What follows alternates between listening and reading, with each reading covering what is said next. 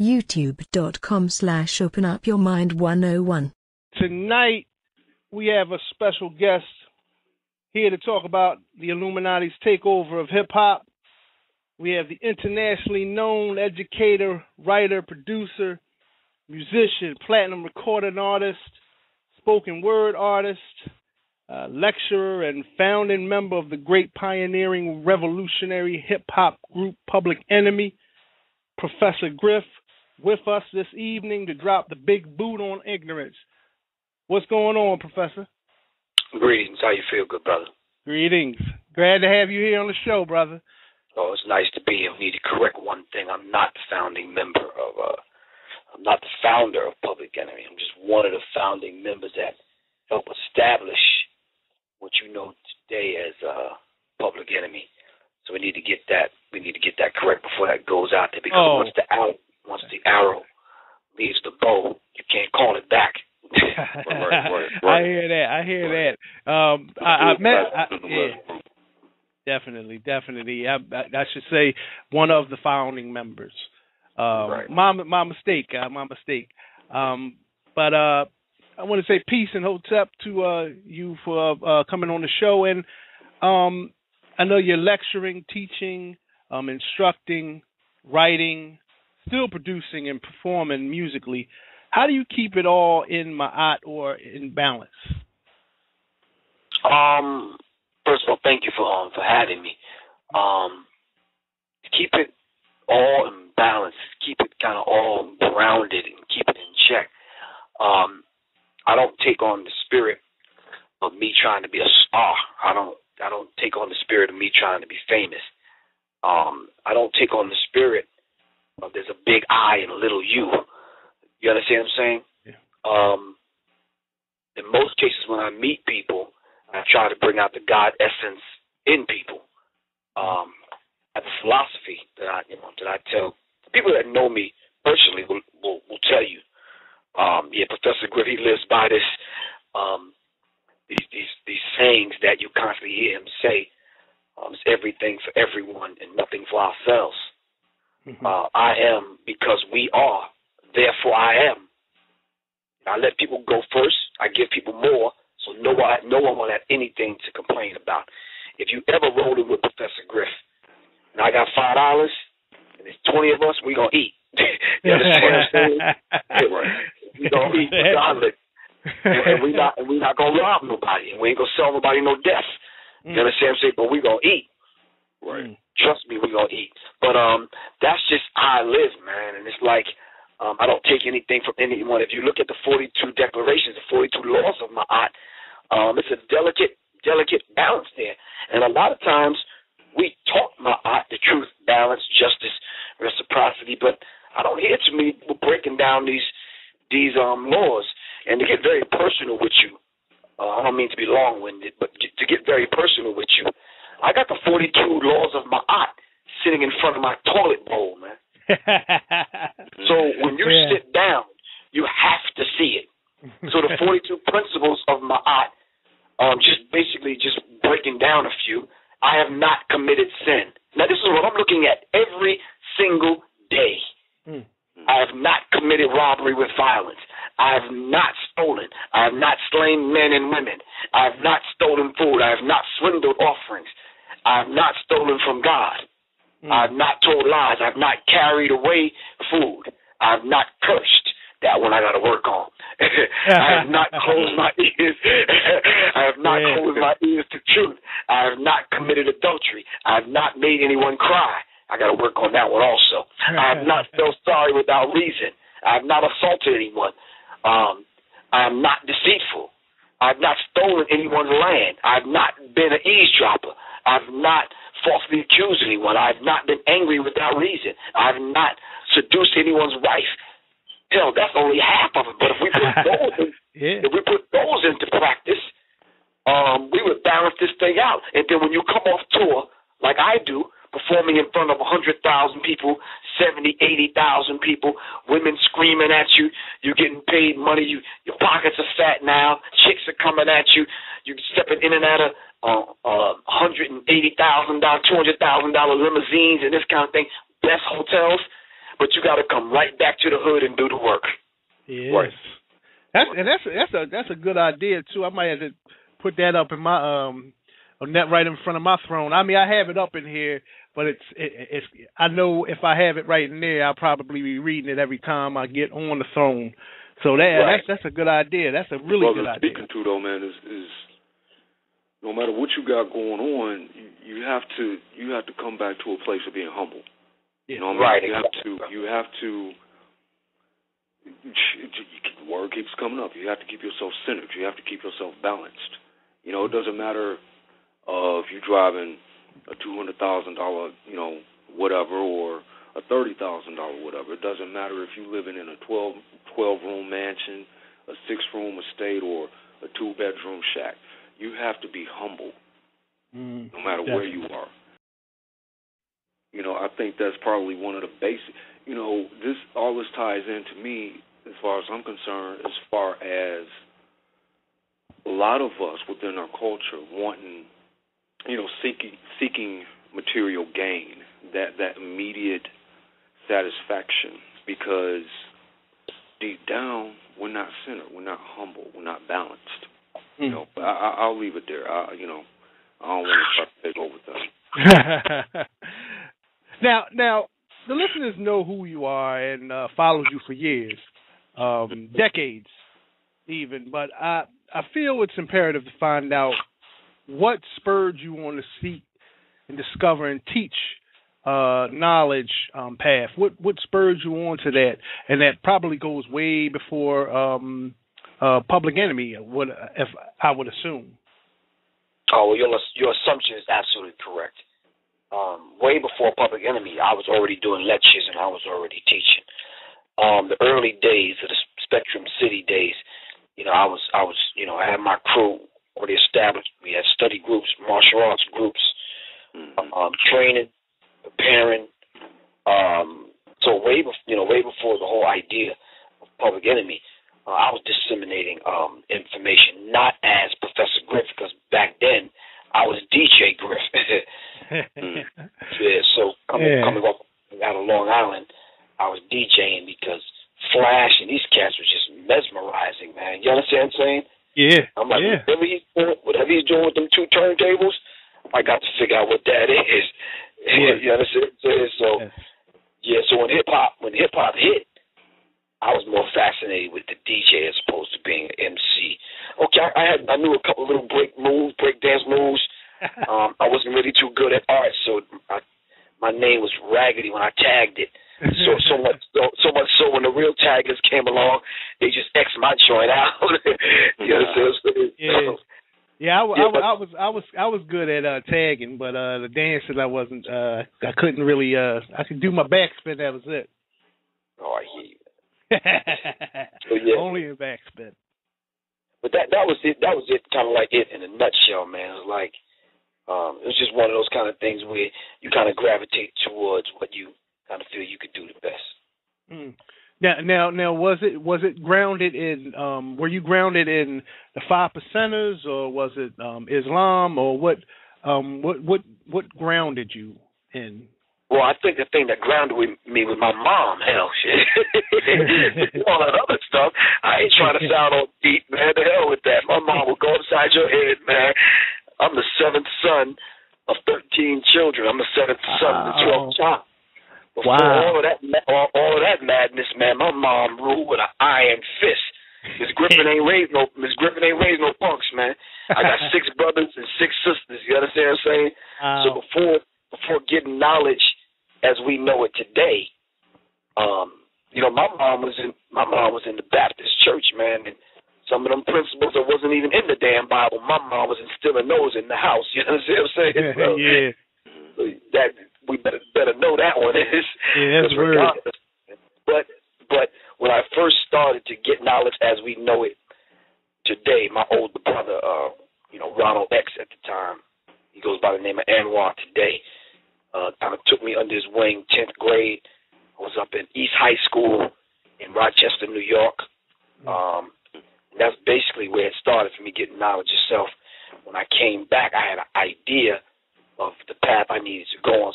So since then, it was just kind of lit. My brother Ronald X and my brother Michael X was assistant ministers and lieutenant in the Nation of Islam in the First Resurrection. So it was there. I had it. My father being a Blackfoot Native American, seeing the plight of the Native Americans, and then hearing and seeing what the Panthers was going through, the turmoil in the turbulent 60s, all that helped shape and mold the person that I am today, man. Father passing on when I was 6, looking for that leader to look up to, looking for that, that older brother. I had older brothers, man, but 5 or 6 of my brothers just out doing the damn thing out in the streets. So, so I had Che Guevara on the wall. I had Malcolm. I had the Panthers. I had John Smith and Tommy Smith and John Paulos, the fist in the air at the 1968 Olympics. I had Muhammad Ali on the wall. I had all the black light posters. You understand what I'm saying? Yeah. But that helped shape and mold, where I am today. No doubt. Your father was Blackfoot. Native American, and it's almost like calling black people niggas if you just say Indians. Right. Well, I was just gonna say that's interesting, man, because my grandmother's side of the family is Huron and Blackfoot. You know what I mean? Okay. So it's I embrace all aspects of my family. And it's interesting to me because when I start looking into the bloodlines, how those different things interact and come into play, and you realize that, it's really no other people quite like us. I don't mean to try to say that we're better or whatever, but it's just very interesting to me. That's now, brother, you need to stop. you need to stop that. Your girlfriend must be listening to something, man. Stop that. Stop that, man. There's no people like us because every people come from us. No doubt. So, I can stake that claim for you. I'm serious because, I'll say the rest of it for you. I hear you. Now, your latest book, I know you probably got a lot more coming up, but your latest book, The Psychological Covert War on Hip Hop, and it's about the Illuminati's takeover of hip hop. Right. It goes into many areas as a learning tool. In my opinion, because from reading it, I feel it's a learning tool because it has pretty much everything. You can go to one page and end up researching for about an hour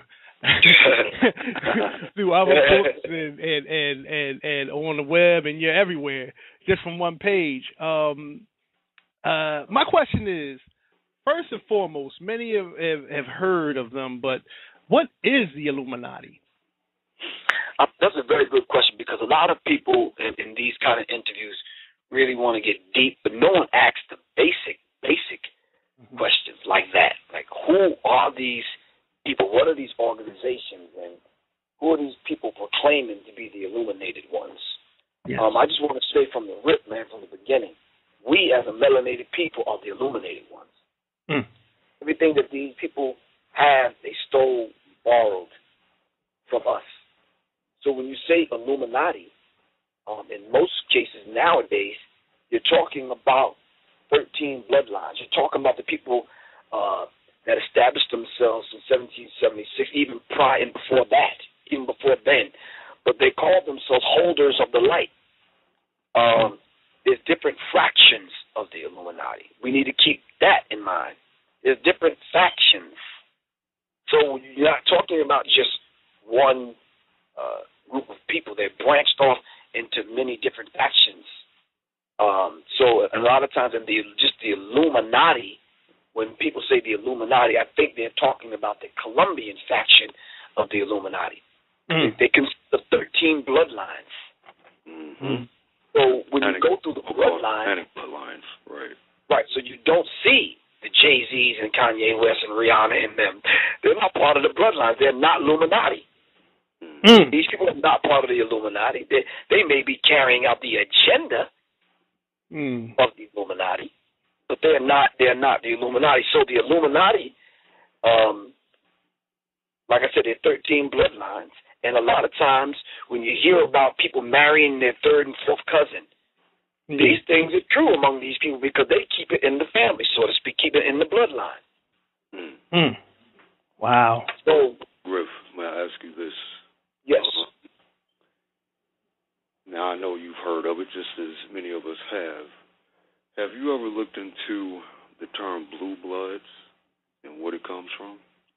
Now, brother, have you read my book? I haven't. I have to say I haven't, but tonight I'm going to make sure to pick it up, brother, for sure. You can call me directly if you want to get it, 678-557-2919, or you can order it on the internet through your PayPal at pcwhiphop@gmail.com. But you got to read the book. If you're going to ask a question like that, if you haven't read the book, it's so like Mao Zedong said, no investigation, no right to speak. But to answer your question, I don't mean to put you on the spot. I know that brother thinks, hey, that's the second time Griff came at me. But nah, to answer your question directly, yeah, I've looked into it. As a matter of fact, I looked into it about 15, 20 years ago. So when I seen it coming up in hip-hop, I already knew what it was. Right. I already know that, the 3 degrees in Freemasonry in most cases, the York Rite or the Scottish Rite, dealing with Freemasonry. I know the 3rd degree is the Blue Lodge. I know the color blue is a color of deception. So these things I know. I know the blue bloods. I know when you're occupying the White House, it's not necessarily the White House, but it's a bloodline. So I understand that. But my problem is, and my quest is to try to get other people to understand it without it sounding real fantastic. Right, or dramatic. Right. Well, because I began to research it maybe not 20 years ago, maybe 5, 6 years ago myself. And when I started looking into these so-called 13 satanic bloodlines, again, as Chills mentioned, once you start researching something, I'm the type of person, dude, that I'll come across some names or phrases, whatever, places, whatever the case may be, and I'm going to go research that, see what I can find. But anyway, I keep coming up with this name, Clovis 1. I'm like, okay. And from there, you can go back up. You can see how, tracing back to this Clovis 1, everything is spread out. And what I tried to do in showing people that way is that, I think what gets people is, okay, well, how does something like this become so widespread? How does it even begin? And the analogy I like to use is if, I'm a warlord in a certain, township or community way back in the day, and I've already exerted my power and authority, and I have my underlings and my little minions, doing my bidding, right? But I want to go forth and conquer other lands. So what do? I have sons. I send one to the south. I send one to the north. I send one to the west. You feel me? And that's basically what I came up with when I, started getting into Clovis 1.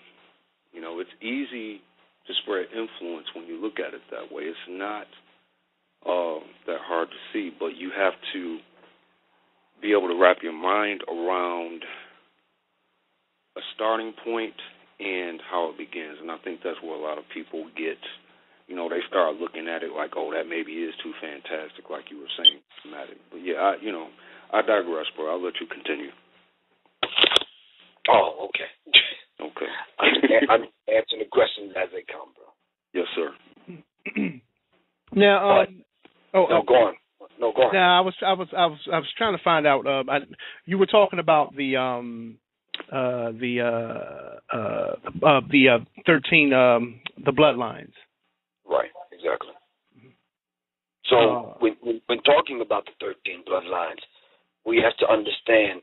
Now that we figured out who the families are, we have to go get into the deeper science of what is the agenda. And this is a basic question that a lot of young people ask. I find a lot of older people don't ask that question. They don't want to know what the agenda is. But the agenda is for global domination. The agenda is to make us debt slaves. So when you talk about the Crown of Council of 13, all right, and then you get into the Committee of 300, which is the world's most richest and most powerful sub-families. Numerology is very big to them. Occult magic, black, white magic, rituals is very, very critical to them because now it trickles down. And then when you talk about the powerful sub-families, we have to talk about the organizations that they've created. We have to talk about the Trilateral Commission.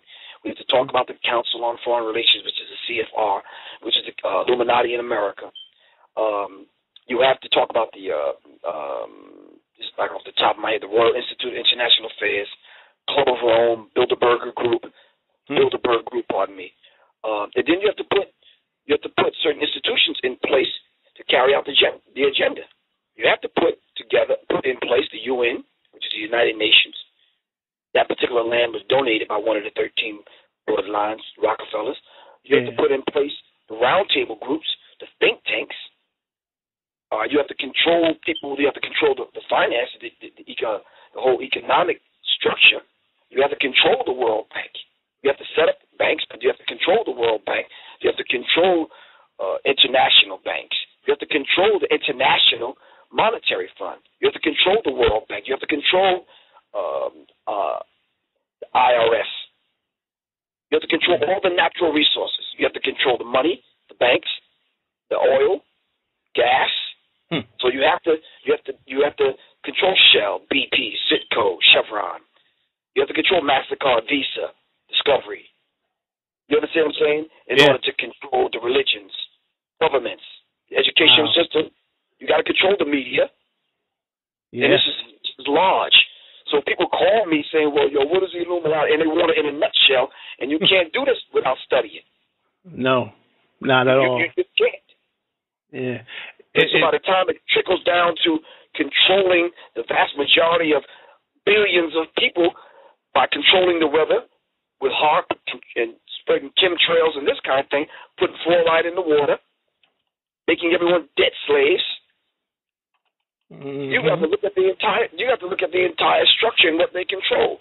So to say 13 families, and then we're 29 minutes into this, and we still haven't mentioned all of the families. See, these are basic things that we need to know. We need to know that they're the Rothschilds, the Astors, the Bundys, Collins, DuPont, Freeman, I believe, Kennedy, Lee, Onassis, Rockefeller, Disney, Russell, the Van Dunn family, Maravigian family, and the Reynolds family. Wow. Now, I didn't say McDonald's one time, but McDonald's is associated with the Illuminati.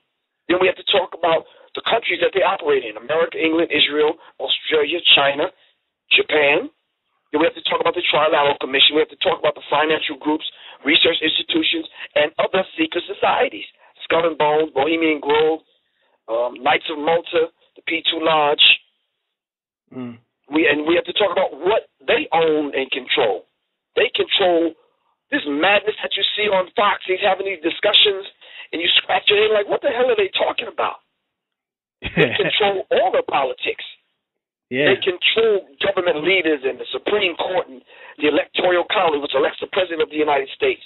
They control intelligence agencies, CIA, NSA, FBI, KGB, the Mossad, Homeland Security. They control religions. They concocted this thing called Christianity. Then they control it by running these certain churches and these organizations through the National Council of Churches, the World Council of Churches. And they control these Christian fundamentalists, the Jimmy Swaggarts and the rest of these characters. They control the entire educational system, running it through UNESCO and the World Union and the World Federalist Association. So they control corporations and multinational corporations, banks, which support the entire New World agenda. So when you talk about the Carlyle Group, when you talk about the Rand Corporation, Walmart, Ford Motors, Chrysler, ITT, Johnson & Johnson. Tell the people that you make the toilet, you should wipe your behind. Them too. CBS, all the alphabet boys. CBS, NBC, ABC, PBS, CNN, MTV, BET, all the magazines. All the alphabet. New York Times, Time, Newsweek, Washington Post. Wow. They, like Dr. Francis Quest Wilson always say, give them A pluses. Say, give them A pluses. They doing their job. Now the thing is, can we recognize what they're doing, and can we get on our job? Yeah, that's the question. That is the $1 million question right there. So, in speaking about Francis Cress Wilson, it's very valuable to put what the sister taught in her book, The ISIS Papers, The Keys to the Colors. We have to put a working fundamental definition of what racism, white supremacy is, because if we leave that element out, as Neely Fuller teaches us, everything that we think we understand will only confuse us. So we have to know what racism, white supremacy is about. And I hear a lot of young people talking about, oh, man, there's a black president now, so the racism stuff is dead, man. Stop that, man. Right. Amos Wilson asked us to ask people, if racism is dead, then whose clothes you wear? Whose food you eat? Whose name you wear? Who's God that you pray to? Exactly.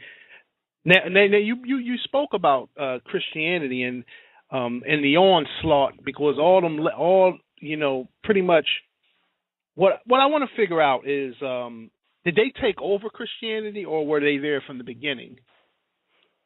Well, the concepts that the Christian religion is built on are African spiritual concepts. Yes. So to borrow from that and to plagiarize and take the stories and plagiarize them and change the face and change the names and change the dates and this kind of thing, that actually, just came in and hijacked these African spiritual concepts, made them a god after Zeus and after Serapis, and they concocted this madness and came up with this thing called Jesus. And they say it real quick and real fast because they slick, Jesus Christ. But Christ is not a name. Christ is a title. Yes. So when we go back and we look at the blonde-haired, blue-eyed dude on the cross bleeding, then we go into the scripture and we find out we found the Illuminati there. So when I used to give this particular talk, I'm dealing with racism, white supremacy, and when it talks about it controls the 9 areas of people activity, it controls economics, education, entertainment, labor, law, politics, religion, underlying religion, sex, and war. What religion do they control? Christianity is the religion that was concocted and made up by these illuminists, and they came up with a God called Jesus, and they forced it on the people. This is why they had to push the whole Christopher Columbus thing on us, because the people that control and that are in control, when we talk about the Illuminati, is the Columbian, the Columns, Columbia, Columbus. That's why he had to discover America and tell that big fat damn lie, because these are the people that's controlling it, and they operate from a district called District of Columbia. And their logo was the dove. The Columns was the dove. This gives you a peep into what happened at Columbine High School, the doves. But their logo is the owl, like the owl that you see at Bohemian Grove. And we know the science behind the owl. The owl sees, they said the owl is wise. And the owl sees in the dark. And the owl is able to turn the head around 360 degrees. So we have to understand they operate from the District of Columbia, which is 10 by 10 square miles. This is how come when you look at any watch ad, the time is always 10:10. Wow. People got to get their notepads out. I'm telling you. Here's the thing. Now you were speaking about the artists now that are they merely the Illuminati's tools, or they're not, being as though they're not a part of the group Illuminati, but are they just the tools? And my second part to that question is that is that the reason they have to have maybe Illuminati sacrifices in order to, or they have to perform certain acts to be added to whatever secret society that they're added to? That's a mouthful. You got to narrow that question down. I had called up. Well, yeah, it's good. Overload. I can't. Yeah, I can understand. I'm not that bright. I can't figure all that out. Now you got to narrow that down. All right, I'll start with the first part, which is, are the artists really the clearest example of Illuminati tools? Are these artists that we see, like the Rihannas and the Jay-Z's and so such and such, are they just the Illuminati's tools? Are they the clearest example? Is your question? I'm trying to narrow it down. Is that your question? Yes. No, not at all. Absolutely not. No. No. Government leaders are. Politicians are. They're the clearest examples because we see this every day. We're affected by their laws every day. I give less than a damn whether or not Jay-Z came out with another song. That don't affect my life. What these government leaders is doing, what your man Barry Davis is doing, Barack Obama, what he's doing affects my life. You understand what I'm saying? So no, Jay-Z and the rest of these characters, Kanye West and these flunkies, they not. No. They mean something to most black people that's caught up in the matrix. Don't mean anything to me. I could let these dudes sing songs, man. Let's be real, bro. Yeah. They sing songs, man. I mean, I could do without a damn song. If Jay-Z never came out with another song, I'd be happy. It won't affect my life. So they're not the clearest example. They may be the clearest example of a 14, 15-year-old that's looking through the lens of a culture called hip-hop and something that they can identify with because they may not know who these other people are, who the neocons are. That kind of stuff needs to be explained to them. So when I point stuff out and I'm talking to a 14-year-old, I gotta bring it down to their level and get them to understand and give them examples on their level. And this is what you are hearing when I talk about the Illuminati. Do not talk about a grown-up conversation that we could have where we could get into politics and we can start talking about the big boys. I'm talking about a few little agents, man, in the music industry and trying to point out examples there because that's what I'm gearing this whole thing toward. I'm dealing with it on an 8th grade level. I'm trying to reach that 13, 14-year-old. So but I'm having issues with the mom and dad. I'm like, wait a minute, your son and your daughter is calling my phone 2:30 in the morning. Like, Professor Griff, this is Daniel. I'm only in the 9th grade, but I just want to know, man, is this Illuminati real? I'm like, this is the kind of stuff I get. You understand what I'm saying? Yeah. And my first question is like, it's 2:30 in the morning. Where's your mom and dad? Right. Oh, they in church. I'm like, oh, okay. Well, anyway, so that's what I'm faced with, and that's what I'm dealing with. And we have to start speaking truth to power, man, and dealing with it as such. And a lot of us just not. We're just not being upfront and honest with the average 14 and 15-year-old. Yeah. And when you call my phone, you know what you're about to get. I'm rough, rugged, raw, and straight to the point. I'm not going to beat around no bush with you. If you ask the question, then you own the answer. Definitely.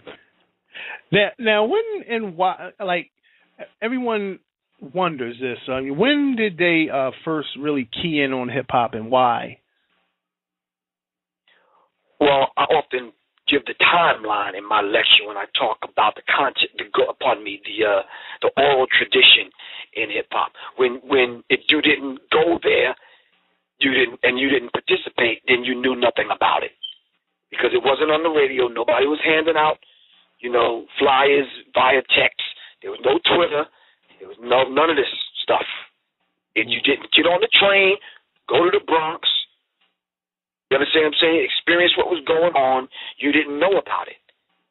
The only way you knew that something was going on is when the brothers tagged the trains, and the trains came out to Long Island and Jersey and, Yonkers and these other places.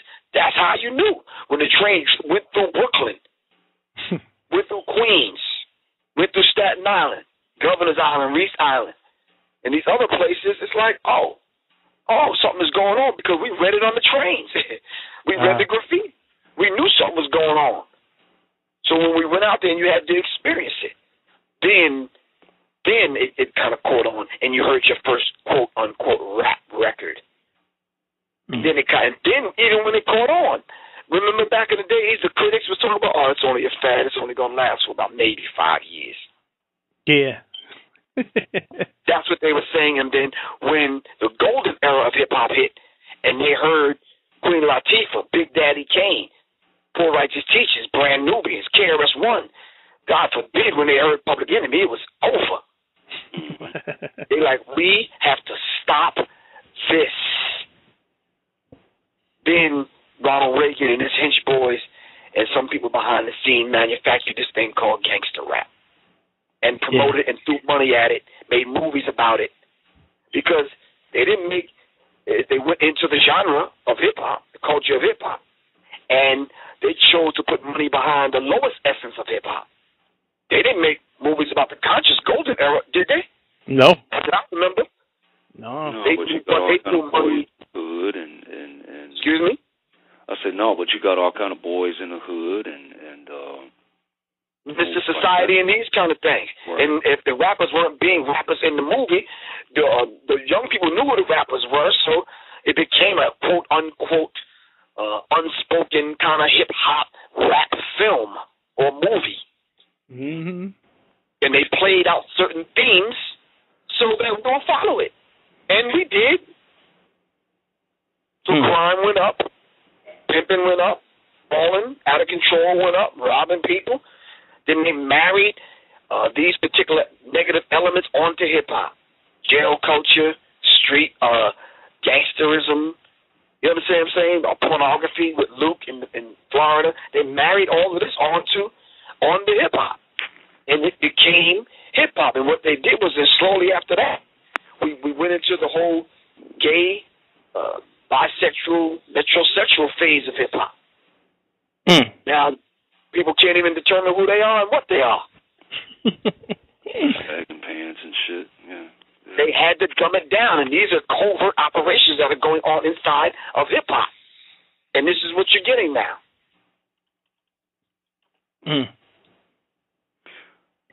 So, can you speak to what sacrifice and ritual sacrifice means to these people? Like, if you could... When you say these people, like, who do you mean when you say these people? Like the Illuminati. Can you give an example? Okay. Let's be really clear, because we got that 13-year-old that's listening to this. You understand what I'm saying? No doubt. Okay. If you could give an example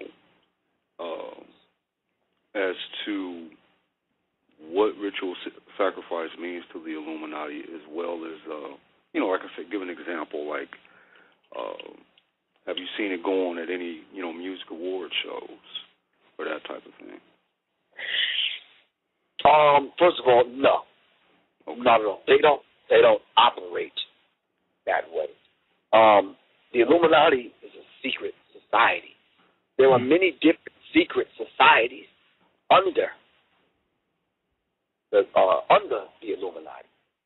There's different rituals that go on in different secret societies. All of them are not the same.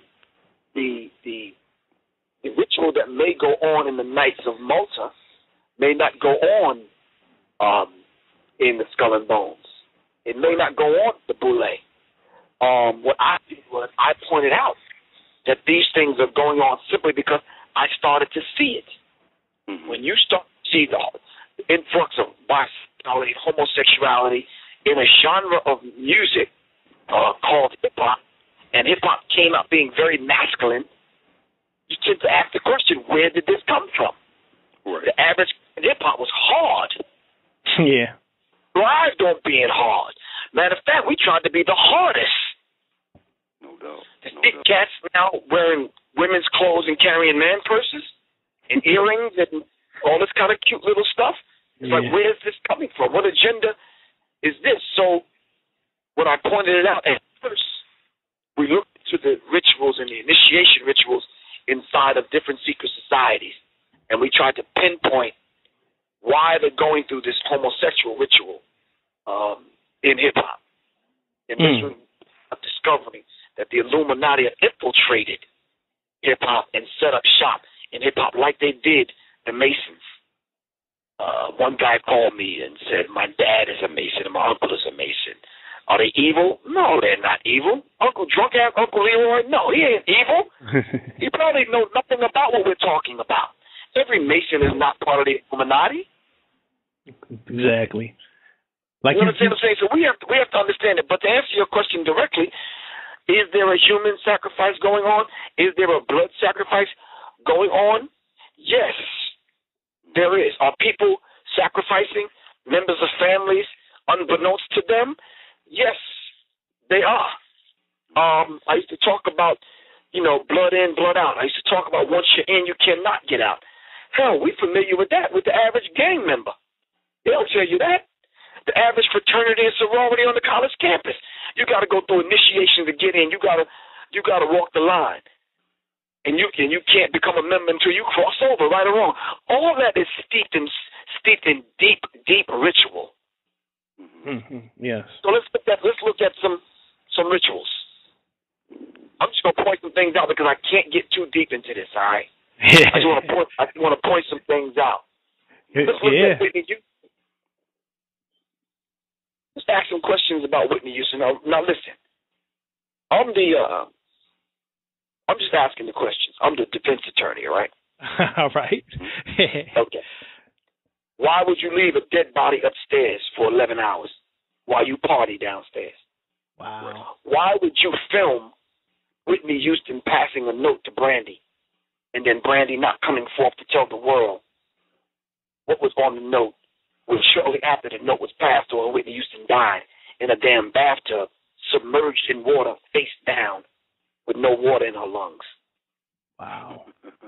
Why was Ray J acting strange and crazy after the note was passed to his sister? These are just some questions that we're throwing around out there for people to step up and step forth and answer. Why, when Christians come at me and I let them know that, listen, yeah, you witnessed the blood sacrifice, the human sacrifice, they're like, what do you mean? Isn't that how the Christian religion began? With the death of Jesus, human blood sacrifice. Exactly. So that's the major one. Wow. I mean, and these what I've pretty much read up on a lot of this, and we also see a lot of it, like with Kanye's mother being another example of it. And also, I think Aaliyah was also one, if I'm not mistaken. Brother, that short list I gave 5-6 years ago, that's child's play, man. There's a list that's being formulated now by some of the people I do research with that'll blow your mind. Not only in the music industry, but sports players and movie stars, and come on, man.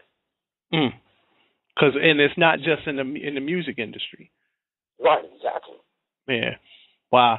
And I was wondering, and this is what part of the question I was asking earlier, are these sacrifices that have to be made to induct these people at least on an entry level, not in the Illuminati, but for them to be successful in whatever venture they're in? The Illuminati want them to be successful because they want to be able to control them. And okay, we'll make you wealthy. Not wealthy, we'll make you rich because you can never be wealthy with them. You can be rich. You can drive around in the nicest cars and all that kind of thing. But you can't control politics. You can't wield any real power around. You can go to the club and make it rain, but that's it.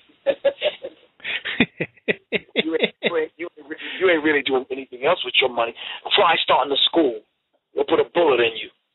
Try educating black people. They'll put a bullet in you. Try putting some money behind the defense. I mean, not the defense, but the prosecution of George Zimmerman, who murdered Trayvon Martin. Tell Jay-Z to put $1 million behind that to see that the young brother get justice. They'll put a bullet in Jay-Z. Try doing something positive. They'll take you right on out of here, man. They'll neutralize you. So you can't do anything positive with your money. You can go to the club and floss in front of black people, and that's it. You can't do anything positive. Yeah, I think another Johnny Cochran is an example of that as well. I mean, he was pretty much doing a lot of things on the down low, and all of a sudden he turned up dead. Well, I forgot how he died, but I know that I think he died of a brain aneurysm. But we have to look at it and not be real spooky about it. Everybody that dies is not sacrificed, and a lot of people have taken that and they've ran with it without proof. You understand what I'm saying? Yeah. And I'm not talking about Johnny Cochran right now because I don't want people to think that I am. But we have to keep in mind, some people just still eat damn pork, drink, smoke, and live in a bad damn life, and their ass just die. Yeah. You understand what I'm saying? Okay. Okay, they fall off a bar stool at the strip club and they hit their head and they die. Okay, we have to look at that. There wasn't no sacrifice. Some people just live that kind of life. We can't say every death is a blood sacrifice, because along with the blood sacrifice, we got to look at it like, okay, now, but who benefits? Who is benefit from the death? Yeah, that's what we have to look at. Yeah, and someone does benefit from Whitney's death. And now they can. It's on the wall, man. That's easy to see. You could just listen to what they say on the news and start writing certain names down and see who's connected to what. I mean, the same person that benefits from her death would benefited from Biggie's death. You know, and I mean, and after he died, you know how many albums he sold. Well, go ahead. No, go on. I'm listening. I'm sorry. Go ahead. And now, as we see in the past, a few weeks ago, now they can bring you back on stage after you die. I think Jay-Z should have warned us about these 360 deals, because now they've been owning your likeness and your name, so now they don't even need you alive. As a matter of fact, they will knock you off, and then they could have you on stage 3 years later in a hologram and have you performing with Elvis or some damn body. The thing is, they'll make more money off of your death exactly than they will while you're alive. I mean, look at Pac, man. You know, Pac's legacy, if you will, has released more albums after his death than he did when he was alive. He got more songs out there now than he did before, and people eating it up because it's Tupac. Exactly. Right, exactly. And one of the last few albums that he did make while he was still alive, dude was talking about Illuminati, kill the Illuminati, and all these different types. He on his compilation CD, All Eyes on Me, dude was talking about how dirty the game is when he was speaking in that song, In the Hearts of Men. You know what I mean? Right. If cats actually just sit up for a minute and listen to some of these lyrics that these cats are putting out there, man, they're saying a lot of shit. Oh, yeah, they are. You have to see it for what it is, Right. Now, what was your opinion on that Tupac hologram? I don't deal with opinion, bro. I don't go on feelings. I drop the actual facts to the best of my knowledge, man. I don't get into, I'm telling you what I believe. I don't get into that, man. We can argue about what Professor Griff believes all damn day. I don't get into that. There's this thing called Project Bluebeam, which I dropped on the people years ago, and I told y'all it was coming. Go back and get my DVD called The 4 Ps, Pimps, Politicians, Preachers, President in the Pulpit. Wow. I talked about Project Bluebeam a long time ago, and I said what they're going to start doing is owning these daggone rappers and these 360 deals, and at the end result they're going to end up bringing back Jesus in the last day, but it ain't going to be no real Jesus. It's going to be a hologram, and you know how many people are going to go crazy thinking that 2,000-year-old Jesus done made his way back. Yeah. So, and they're using that for military, dealing with military warfare, man. Exactly. And we have a lot of different things going on that's that they could use that with, and like you speak about the 360 deals, and we see it in the history how they can take just they'll take your name from you. You can't use that name, or so now they can take your likeness, or they can pretty much make money off of your likeness even after you've moved on, even if you're still alive or whatever. My thing is, we need to look at the example that was given to us, a real live example. They did this to Prince. Remember Prince called himself the artist formerly known as? Yes. This is why he called himself that, because they owned his name and his likeness. Dang. These things are happening in front of us, man, but we won't open our eyes up wide enough to look into what's going on right in front of our faces, man. It's happening right in front of our faces, but we fail to learn the lessons of yesterday, man, in order to avoid the pitfalls. Now, do these artists know that they're working for some, that this is an evil situation, or are they just oblivious to what's going on? No, because if they're listening to us right now, they'll write this off as rhetoric. They'll write this off as, oh, that's a good show. Oh, that's that Professor Griff guy again talking about the spooky little boogeyman under the bed called the Illuminati, and they write it off, and they go on about business as usual. Until a family member comes up dead, until they're called in to do the dirty deed, because, they will call you in. Now, listen, let me just give some homework assignments out, all right? Is that cool? Yeah. I am the professor, right? I already got Project Bluebeam written down, and Peter, the 4 P's. Okay, cool. All right, cool. The 4 P's, Project Bluebeam. Let's go to, let me see. How about some entertainment, man? How about get some popcorn, some fruit juice, and gather the family around to watch a movie? First movie you need to watch is Brotherhood of the Bell. If you're within the sound of my voice, go to your Google, put in Brotherhood of the Bell. You're talking about actually showing you the ritual and how they work. The Devil Rides Out. Another movie. That sounds interesting. The Rothschilds. They had a movie on the Rothschilds? They had an actual movie on the Rothschilds. Black and white movie. It's out there. Rothschilds. And they'll show you the story on how the families, the father had the sons that went out and that set up the banking system. Now, we better not go any deeper than that. Well, let's just keep a couple more.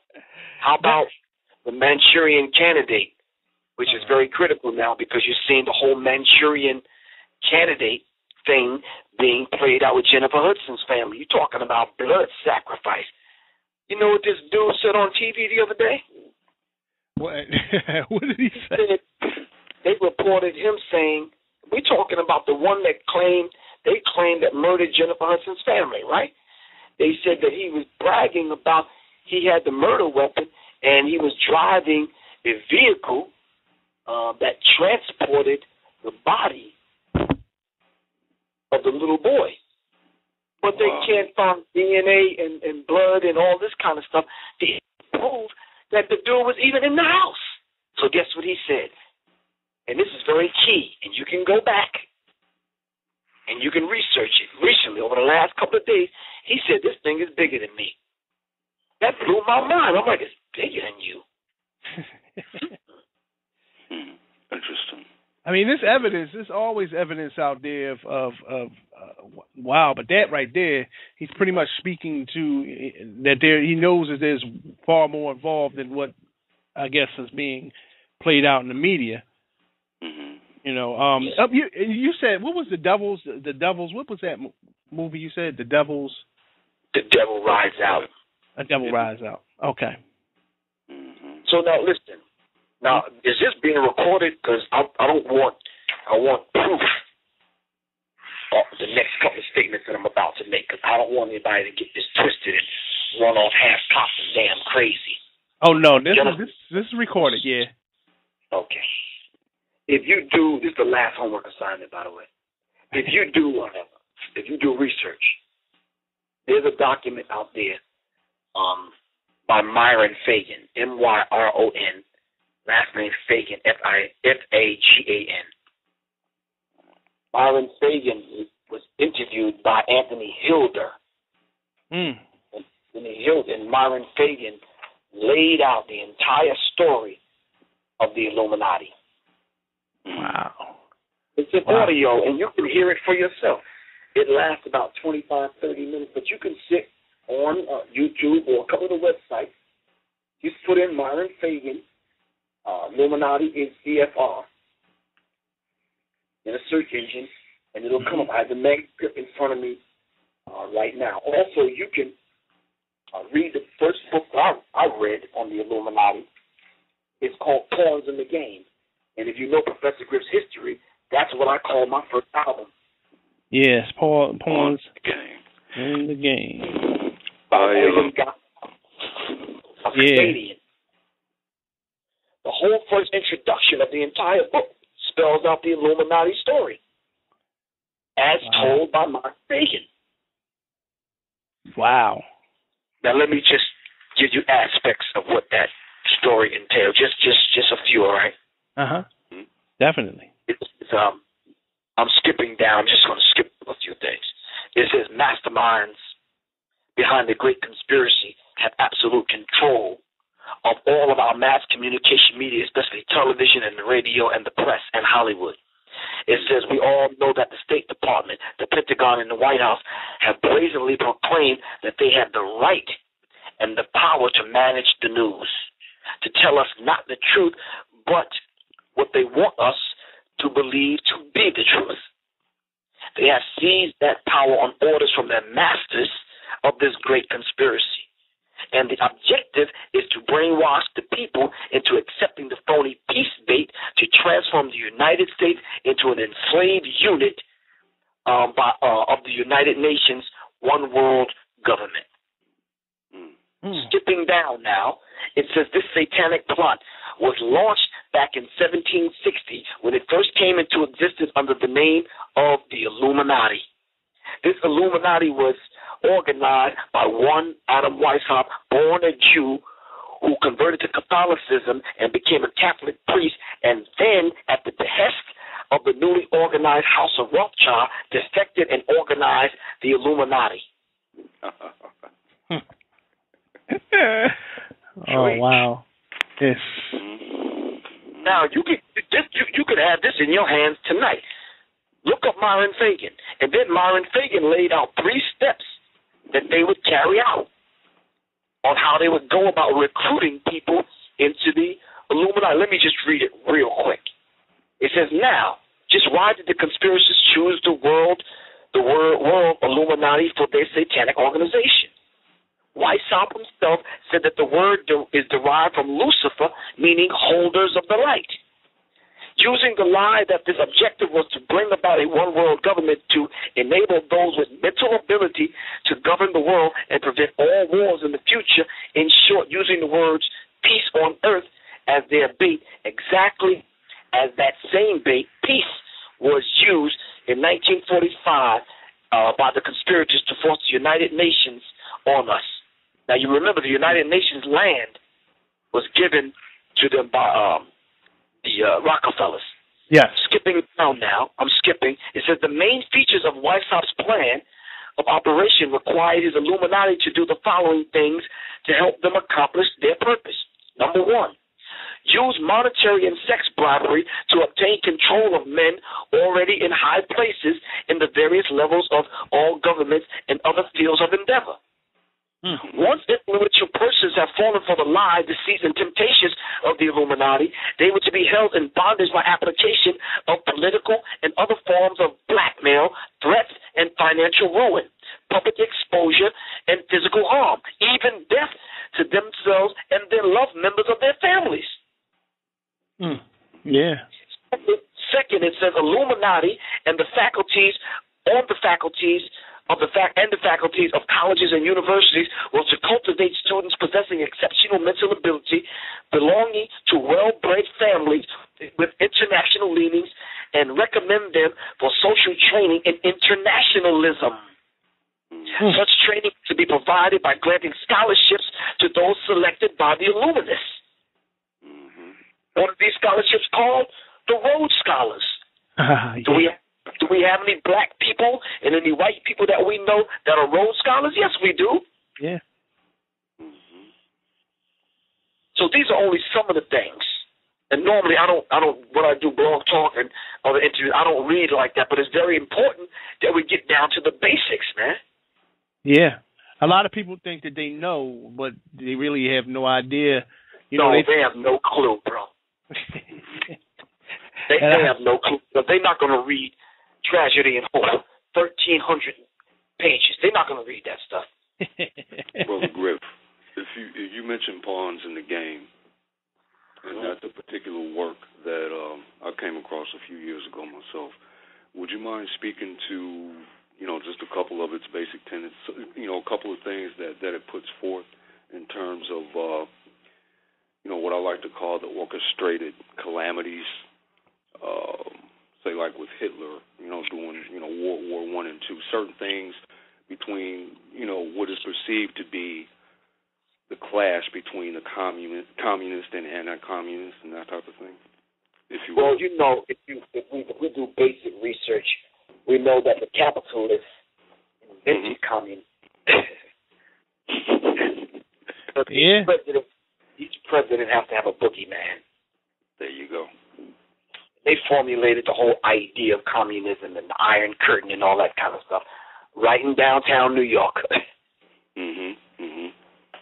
The Illuminati boys put that thing together and sent them back over to Russia.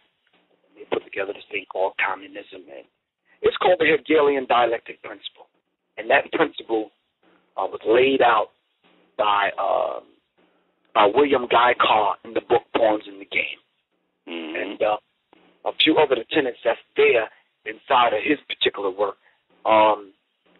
The Hegelian dialectic principle, and mind you that William Guy Carr was a naval officer.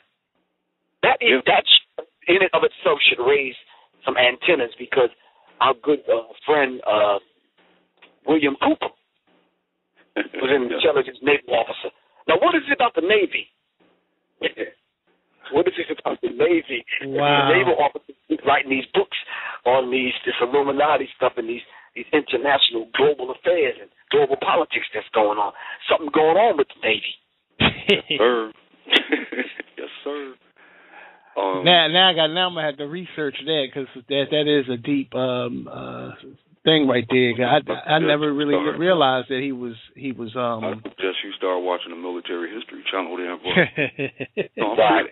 They've been getting. But you see, they don't invest billions of dollars into these things just for. Now, so we understand a particular dynamic. Now, no, I'm sorry. Go on. What were you saying? No. I finish what you were saying. I was about to actually ask you about because we talked about blood rituals, but we didn't talk about the homosexual rituals that they're into. But I alluded to it by simply saying that there are certain rituals that they do in certain secret societies. Right. That homosexual ritual is in rituals in the Skull and Bones, where you made them be in a coffin and tell all your sexual secrets and masturbate while you do these other rituals. Sometimes there's group sex sometimes other things that go on to bind you to them. This is how freakish kind of lifestyle is so open to a lot of people in the music industry. Because these things are being played out. Now, as you see, they're bringing more and more older white men and bringing charges of molesting children. You see all this stuff that's in the news? Yeah.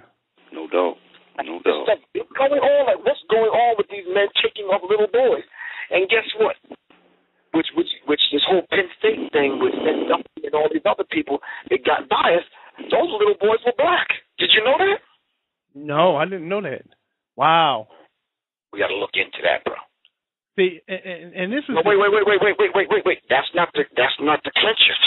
Wow, it's more. It's more. That's not the clincher. They were black, yes, but guess who is on the campus of Penn State? Oh shit. Skull and Bones. Yeah. Yeah. Okay. Oh, they are on the Penn State campus. Yep. Heavy. Wow.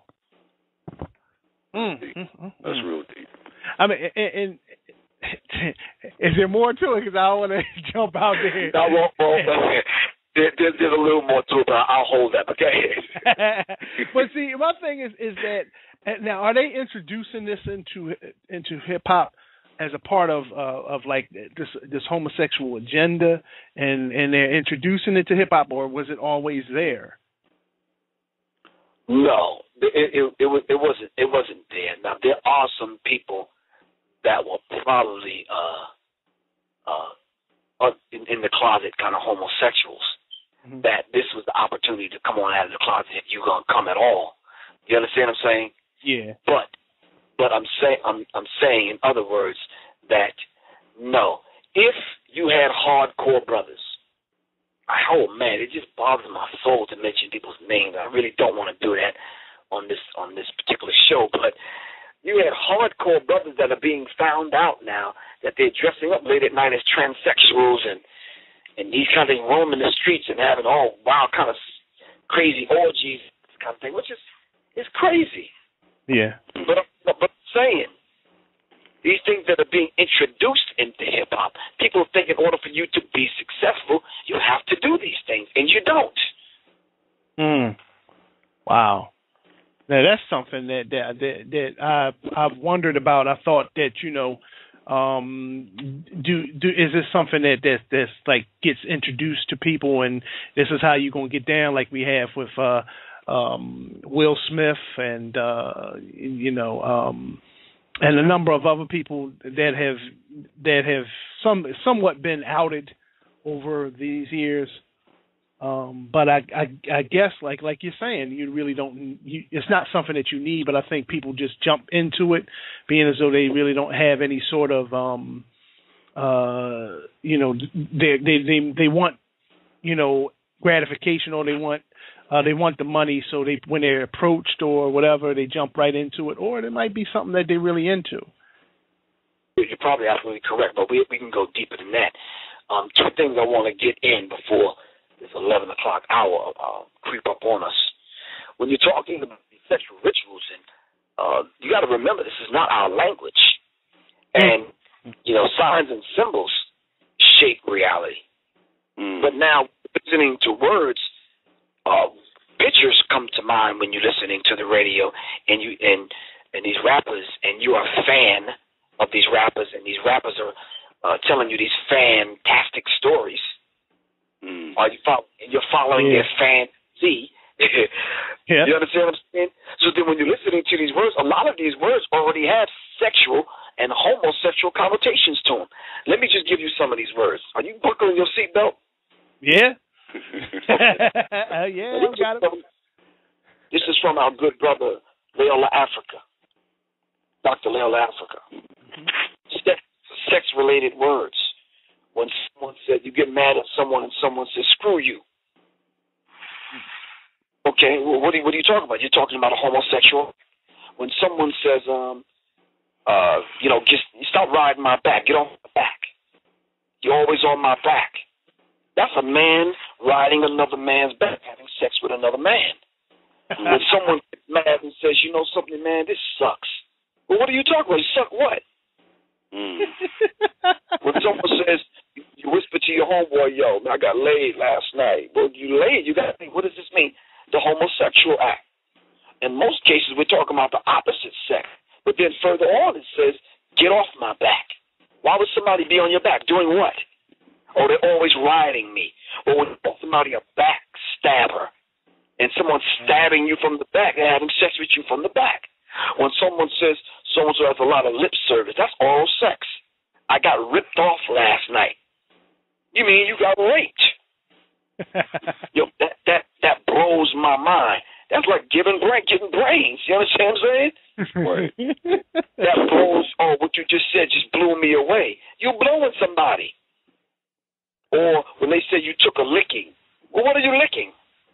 Or when somebody says, I'm doing everything I can do to get ahead. Wow.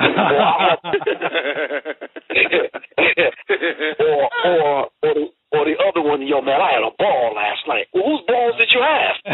Right.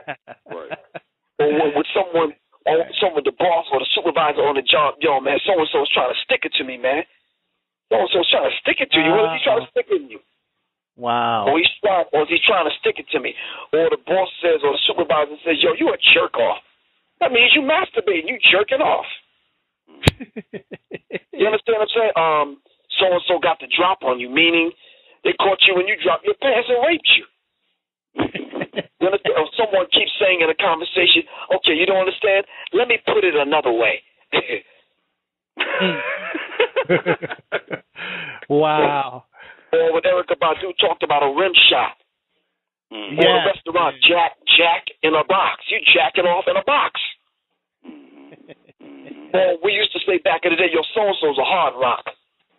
Trying to play like you're a hard rock. And then white people always use this last term. Oh, man, you got laid last night? You a lucky stiff.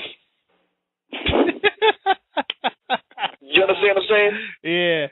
Yeah, I see. I don't say none of these, but well, no, I probably have said one of these before. A couple of them, but I won't say it no more. Yeah, I mean, I was ignorant to it before talking to my brother Griff, so.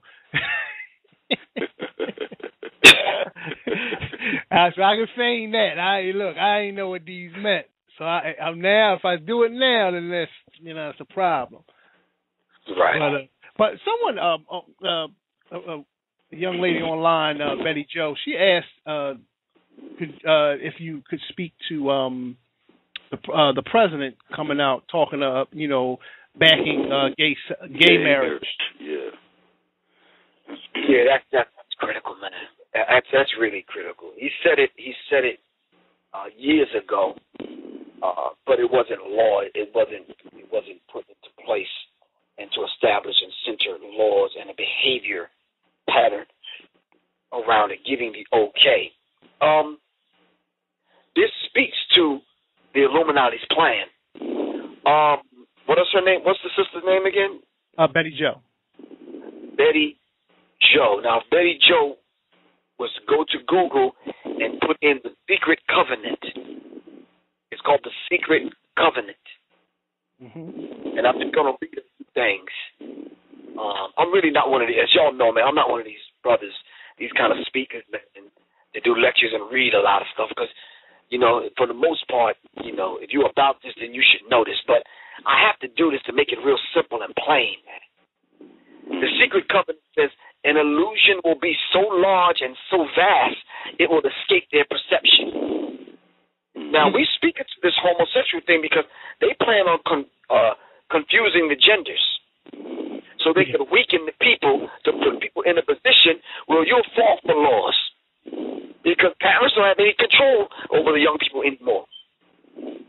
It says those that will see it will be thought of as insane, i.e. Professor Griff. Because we will create separate fronts to prevent them from seeing the connection between us, meaning the factions of the Illuminati. It says we will behave as if we are not connected to keep the illusion alive. It says our goal will be accomplished one drop at a time, so as to never bring suspicion upon ourselves. This will also prevent them from seeing the changes as they occur, like today. It says we will always stand above the relative field of their experience, for we know the secrets of the absolute. We will work together always, and we will remain bound by blood and secrecy. Death will come to those who speak. Wow. It says we will keep their lifespan short and their minds weak while pretending to do the opposite. We will use our knowledge of science and technology in subtle ways so that they will never see what's happening. We will use soft metal aging accelerators and sedatives in their food and water, also in the air, i.e. chemtrails, fluoride in the toothpaste, fluoride in the water. It says, then they will be blanketed by poisons everywhere. McDonald's, Murder King, Drunken Donuts, Toxic Hell, Kentucky Fried Chicken, Dairy Queen, and some of these other damn places. Are you following me? Yes, indeed. Yes. Poisons will be absorbed through their skin and mouths. They will destroy, it says they will destroy their minds and reproductive systems from all of this. Their children will be born dead, and we will conceal this information. The poisons will be hidden in everything that surrounds them, in what they drink, eat, breathe, and wear. We must be ingenious in dispensing the poisons, for they can see far. We will teach them that the poisons are good, with fun images and musical tones. McDonald's. Those that look up, right? Thank you. Those that look up, they look up to, will help. We will enlist them to push our poison, Jay-Z. All these characters doing these damn beer commercials and this madness. But anyway, I don't want to get into the whole covenant. That's part of it. That's only a couple of pages of it. All of this stuff is written in my book, The Psychological Covert War on Hip-Hop. Yes, get it. Listen, and real quick, I'm going to tell y'all to get this book, man. I picked this up from Brother Griff on the Humbug. And he's a real dude. You know what I mean? Like I said, he wasn't like a whole bunch of people around him. He was by himself. And some of the top you got to get it. Some of these things, he talks about of course the Illuminati's takeover of hip hop, the synagogue of Satan, pimps, preachers, politicians, pedophiles in the pulpit. These are just some of in the table of contents. Money, madness, music, and mayhem, destroying hip-hop's appetite for self-destruction, from gangsters to gay. These are heavy, man. Hustlers of culture. It's bigger than hip-hop. It's beyond beats and rhymes. I mean, this is a book you got to go out there and get, and it's, like I said, a teaching tool, man. You sit down with one page, and just one page, and you'll be all over the internet. Now, I wanted to ask this question. Now, I went to D.C. not too long ago, and I went on one of this tours with my brother Tony Browder, and we went to the Masons temples, a lot of the Mason temples, and we went to one of the big ones, a number of the big ones, and they had all these Kemetic symbols and stuff like that. But when we went to the Prince Hall temple, I didn't see any. I don't know what to make of that. I just wanted to present that to you. What do you think, from your research? What is the meaning of that? Why is there only Kemetic symbols in the white Masons as opposed to the black Masons? Because that sacred science and that sacred knowledge they want to keep to themselves. They know and understand that the black man and the black woman is the God and goddess. They understand. It's just that we don't understand it. We've been teaching it for a long time, but we've been catching flack from the damn Christians and other people. You understand what I'm saying? Yeah. The the white Masons, the Shriners, and the higher echelons of Freemasonry and other secret societies, they know who we are. This is how come when they graduate certain degrees, they get into the Quran, they get into the sacred science of ancient Kemet. They steal our sacred science because they know that's energetic and certain properties to these signs and symbols. They know that. We're just trying to educate our people so we can go get it back. Yes, indeed. And that's when I looked at that, I was just like, dag, like we can't have our own symbols. We're not using our symbols, but they are, so they're supposed to capitalize on. We're supposed to allow them to capitalize off of that. It really bugged me to see that. Right, Brother Griff, you speak on the sacred science and its importance to us. Could you speak on briefly what makes it so important and what makes it so powerful, and why? Could you explain, to some of our listeners what makes it so important to us? What makes it so powerful? What makes what so powerful?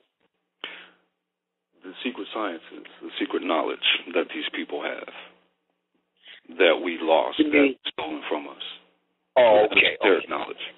I mean, it's so important that our good brother, his throat was slit from ear to ear for revealing a legacy of information that was stolen from our people. And he wrote a book called Stolen Legacy. And that individual is George T.M. James. Yes, sir. Yes, Legacy. And a subtitle is Greek Philosophy is Stolen Egyptian Philosophy. That's our sacred science. But guess what, brother? There's people attacking me on Facebook and on YouTube that haven't even read half the things that I have read. But they want to attack me. They claim they got knowledge of self. I'm like, come on, how are you going to speak? Well, I could give you a book list right now of books that you have to have and you have to read before you even bring the damn argument to the table. Right. Right. You got to read the Nile Valley Contributions to Africa. You understand what I'm saying? By Anthony Browner. You have to read Ivan Van Sertima's work dealing with the Nile Valley civilizations. You have to read Dr. Ben's work. You have to read Walter Rodney's work, How Europe Underdeveloped Africa. You have to read Charles Finch's work when it talks about echoes of the Dark Land. It's from ancient African Eden. We have to Drusilla Dunjee Houston's books. We have to read Sheikh Anta Diop's book. We got to get into what Dr. Clark taught us. Dr. Ben taught us Ashwa Kwesi, African origin of Freemasonry. Shakabusa Barashango deals with the African Genesis, the amazing stories of man's beginnings. These are basic things, man. Before you even bring the argument my way. They got to have a syllabus, huh? Before they... I mean, other than threatening me on YouTube.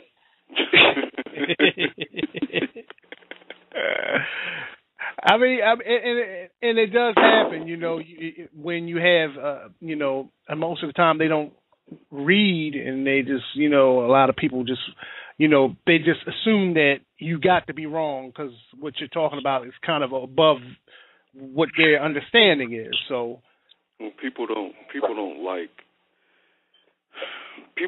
when you can come at them about Christianity and where it began. People don't like when you can take it back way further than that. People don't like when you can go back into ancient Sumer and Mesopotamia and start talking about some of the things that originated during the times of that great land. People don't like that, because you're challenging. Right? You. It's not even a challenge.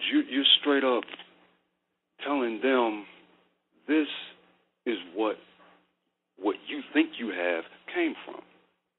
Right, exactly. You know what I'm saying? Exactly. They don't like that, man, because it forces them to.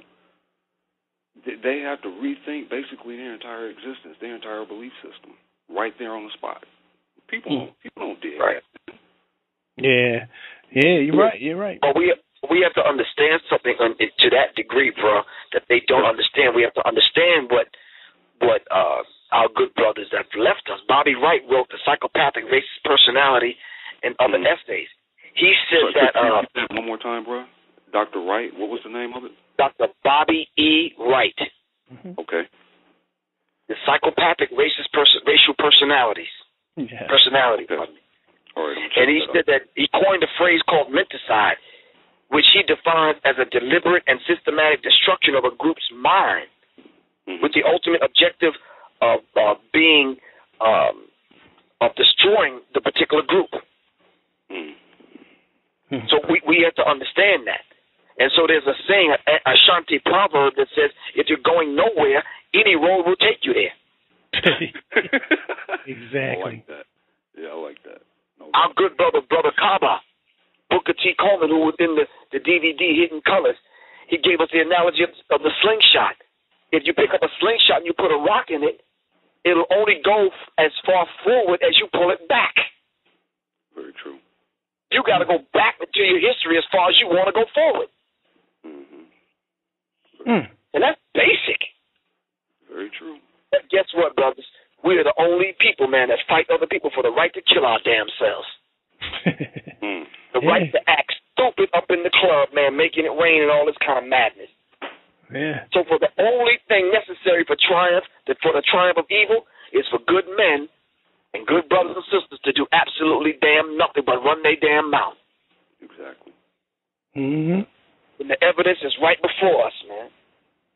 Yes. Now I personally must apologize.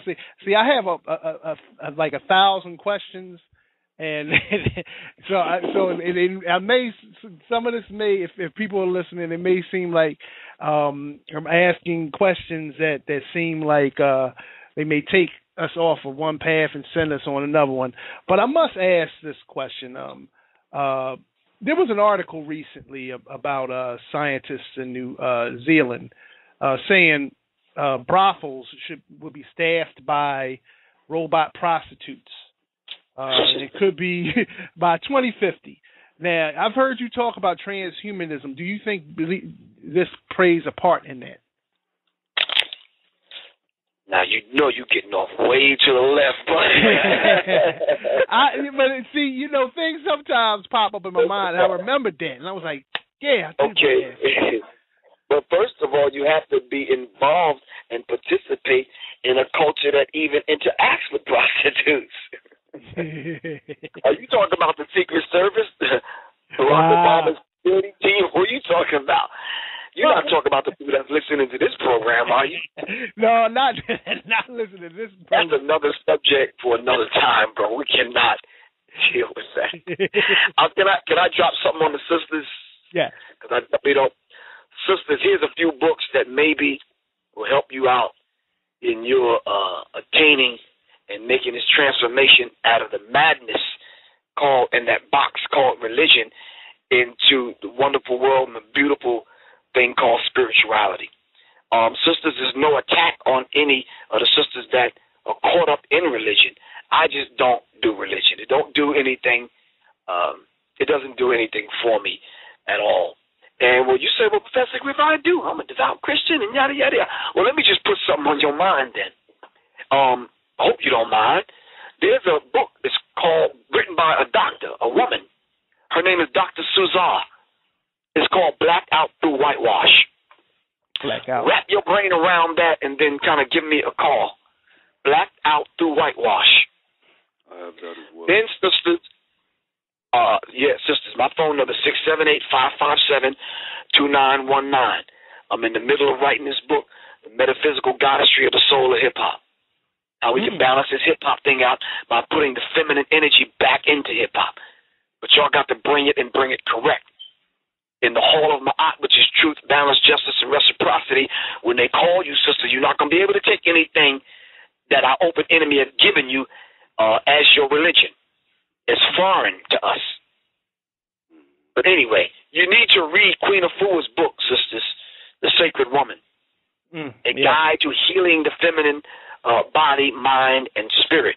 You need to read Ishaka Musa Barashango's book, The African Woman and the Original Guardian Angel. Yes. You need to read Rich McCain's book where he talks about black African hair and the insanity of the black blonde psyche.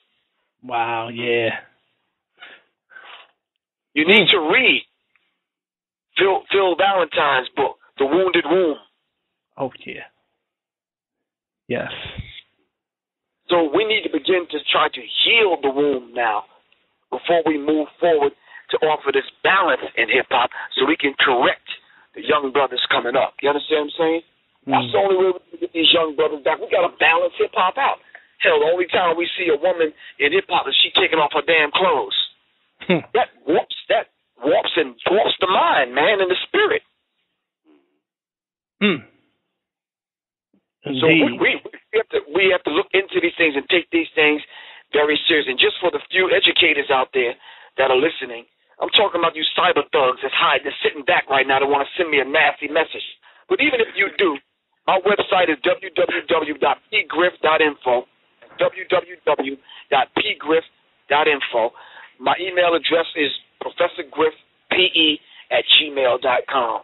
So if you're sitting back and you need some information, read Amos Wilson's book, Black on Black Violence. Once again, that's Amos Wilson's book, Black on Black Violence. The psychodynamics of black self-annihilation in service to white domination. He running them down, my brother. He's running them down. So when brothers that are out there that truly think you internet gangsters and cyber thugs, you need to read Baruti's book, The Iwa, which is the warrior's character. You can't be that tough when you don't have no character. We don't mind you being a soldier, but you got to have some character. Exactly. Get back down with it, bro. Now, real quick, I have a call online. You mind if I take a call real quick? No, I don't mind. Okay. Caller number 4. State your name and what you represent. This is Synergism from Twitter and Facebook. I represent myself, a black woman, conscious female. I had no intentions on calling in, but this brother gave me a headache because knowledge should give you one. I couldn't even keep up with him. All I'm asking is give me the list because I know that. I'm 39, no doubt. I have my MBA. I'm working on my doctoral degree at the same time. I can always better myself. When you have a brother that has done the work, then a sister should follow that in order. So I'm asking for a list. I'm going to ask for that list to be posted in the group so I can get on my shit, bottom line. Because I'm totally motivated. I love learning. When you feel you can't learn anymore, then you just stopping yourself from where you need to be. All that shit he said is real talk. Mm-hmm. We have been brainwashed.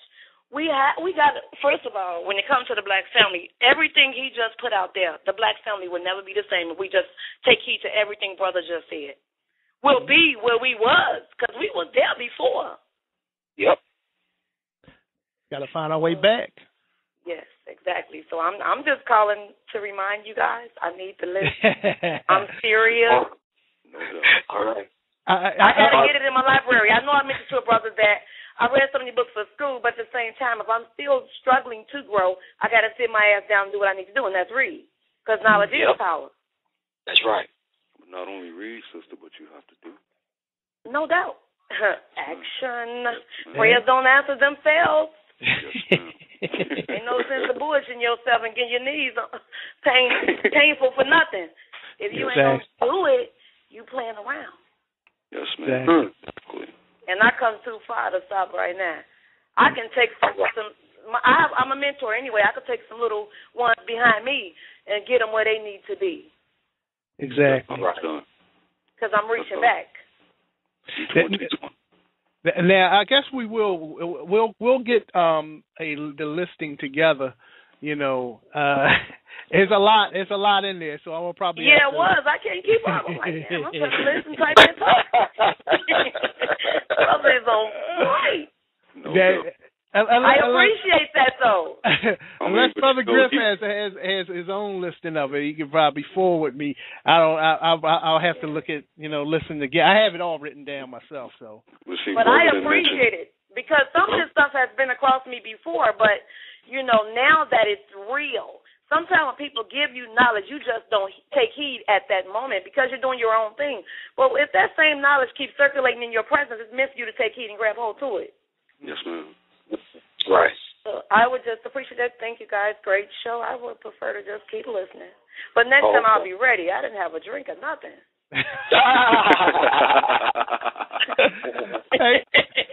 Thank you for calling, my sister. Thank you for You're calling. You're welcome. You all have a great evening. All right. Okay, bye-bye. Let me speak to what that sister said. There's a saying by a gentleman named Thomas Paine. He said to argue with a person who has renounced the use of reason is like administering medicine to a dead person. Wow. Yeah, no doubt. To argue with a person who has renounced the use of reason is like administering medicine to a dead person. Yes. So we have to understand that, at least if you're coming to the table, like the sister just said, you know, she's working on her degrees. You understand what I'm saying? Mm-hmm. And she has a certain degree of knowledge, but she says, wait a minute, I need to get this other thing that this brother's talking about, which is a beautiful thing. And that sister just proved my point, and I hope my sons are listening, because I teach my sons, look, if you in school, man, you got to take 2 sets of notes. Take the ones that you need to write down and learn and regurgitate that madness back to them so you can get that piece of paper and get that degree. But you got to take another set of notes. And that sister just confirmed what I've been saying all along. This is that other set of notes that you need to take. So to add on to what that sister was saying, here's 2 books just for you, sister. The Goddess Black Woman, Mother of Civilization, by a brother named Brother Akil. 12 lessons to restore the image, the character, and the responsibility of the Goddess Black Woman. Yes. And then one very important book. Now, this will be hard to find, sister, but just dig a little bit deeper. It's called The Awakening the Master Feminine. Wow. By Yao Morris. Awakening the Master Feminine. And what I'll do for the sister is get these books written down, and what I'll do is compile a list, and I'll put it on my website, www.pgriff.info, and you can just take the list down from there. Oh, no doubt. Wow. You didn't mention a few. I'm gonna have to go in here and pull them back off the shelf, because I ain't dug into them in about a year or so. Right. And a couple, obviously I need to go pick up, yours being one, no doubt. So. Oh, good thing. I really appreciate that. Yeah, I mean, I thought I wasn't going to have another list of books to buy and whatnot. I see I didn't make it through the show without picking up more books to buy. But yeah. Let me just say this, brother. Also, I'm going to put this list in a book that I'm writing right now. This book should be out in September. It's called The Acapella Revolution. Mm-hmm. Notice we've been talking for almost 2 hours, man. We ain't played one song. But there's a certain vibration going on here. Lessons. Listen, I'm learning as I'm teaching. Don't get me wrong. I'm not the best knower.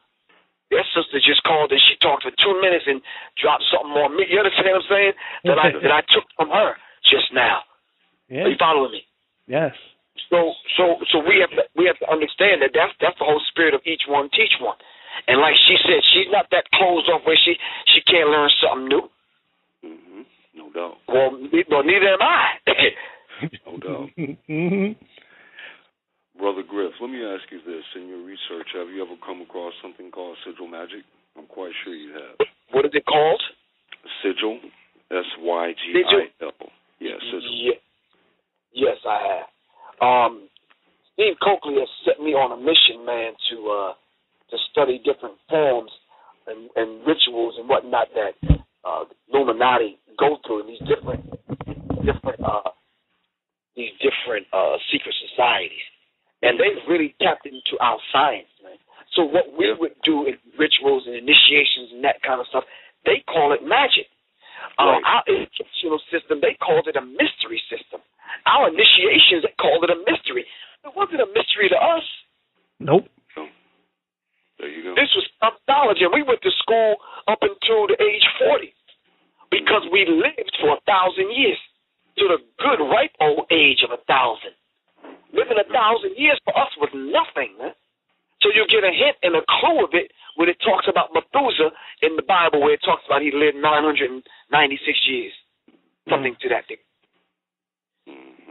But there's a beautiful, beautiful sister by the name of Robin Walker, who wrote a very, very important book that all of the mothers should have, that's educating their daughters and their sons. It's called When We Ruled. Especially History Month, because it seems like we can only go back as far as the first damn slave that stepped off the ship during Black History Month. And if that's the origin of your history, we in bad shape. Simply because if we do one iota, one thing past what we accomplished during slavery, then we think that's progress, and that's not progress. Like the sister just said, we already had this. You know, brother. This gives you a peep into the word remember. We need to pull the members back together and go back, bind back to, remember, rewind, religion, recap. You understand what I'm saying? No doubt. Wow. I mean, and relink, like you say, relink and go back with it. A whole bunch of rewords, man. Remind. How about remind? Exactly. I guess our ancestors called it Sankofa. You know, and go back and fetch it. Yes, indeed. As we stand at present, as we move forward, always having to go back and fetch the Sankofa. Mm-hmm.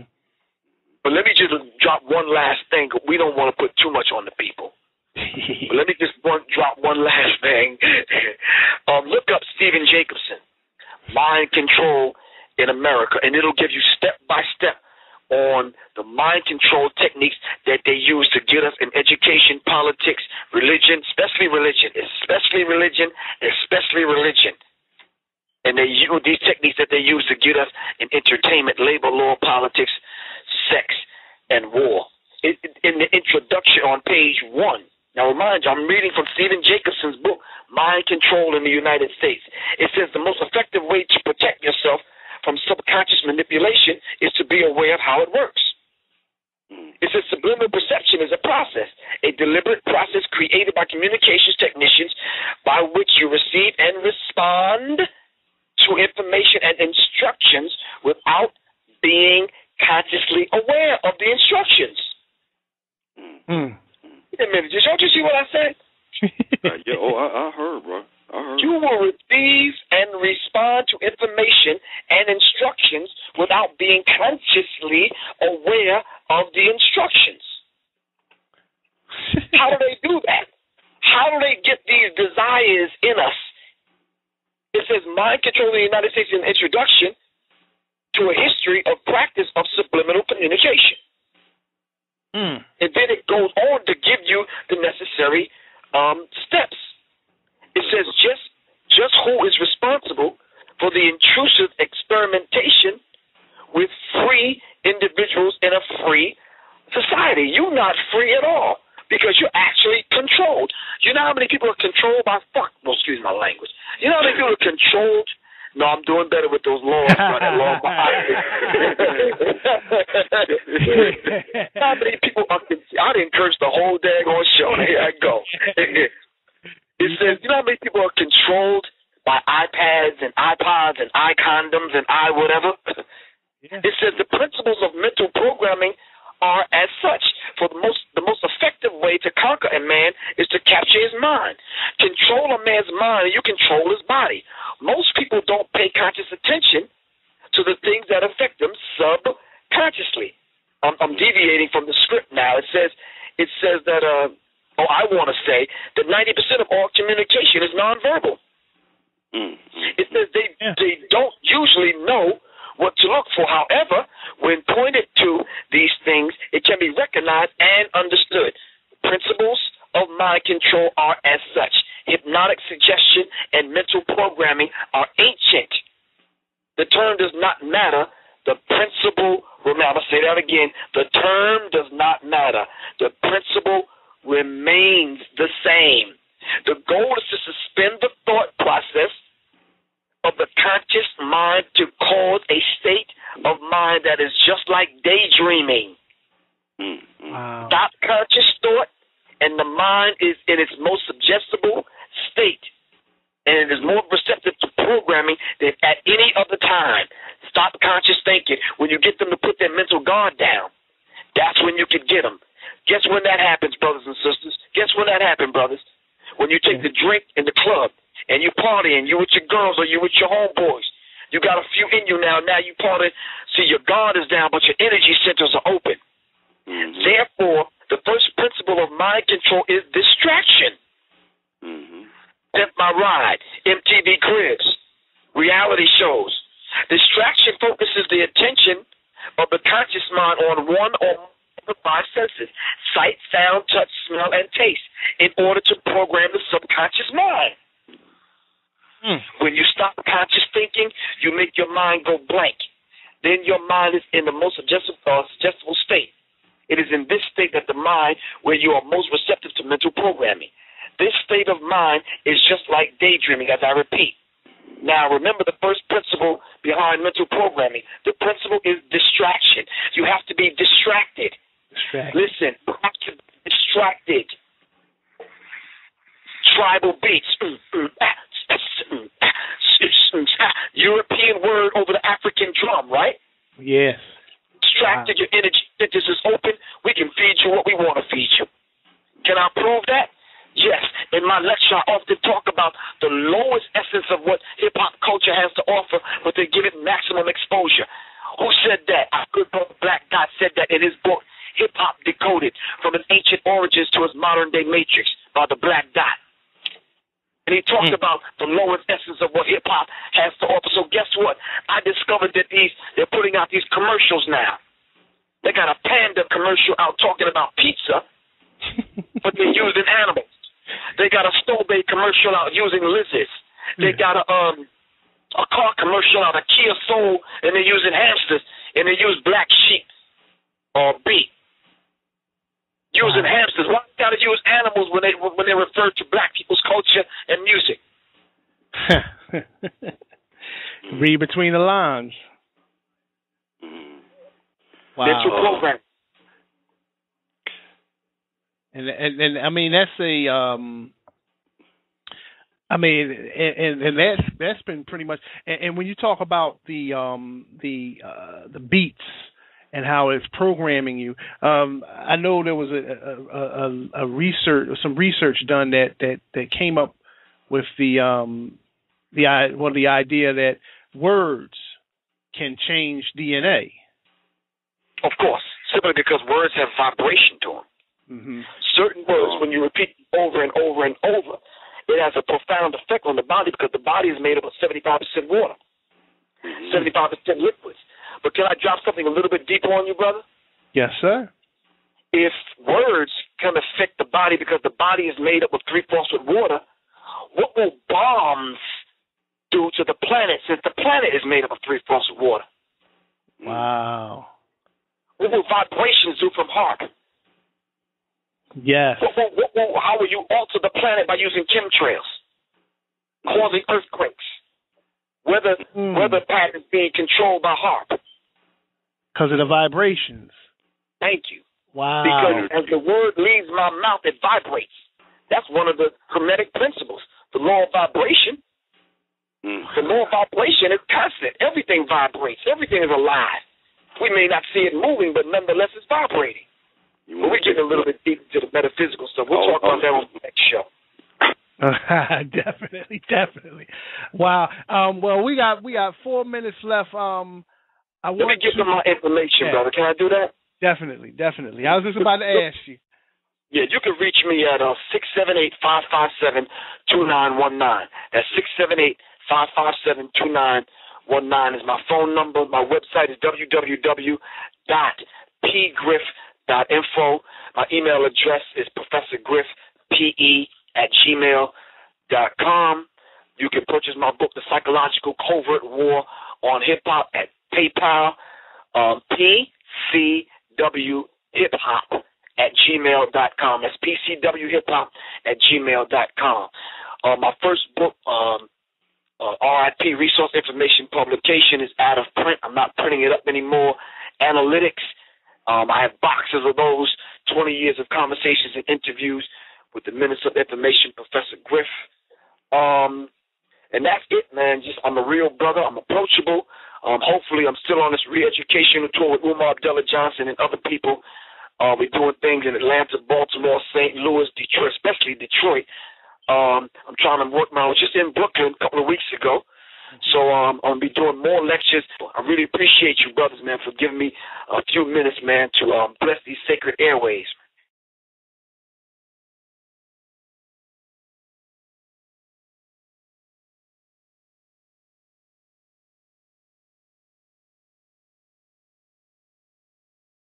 youtube.com/openupyourmind101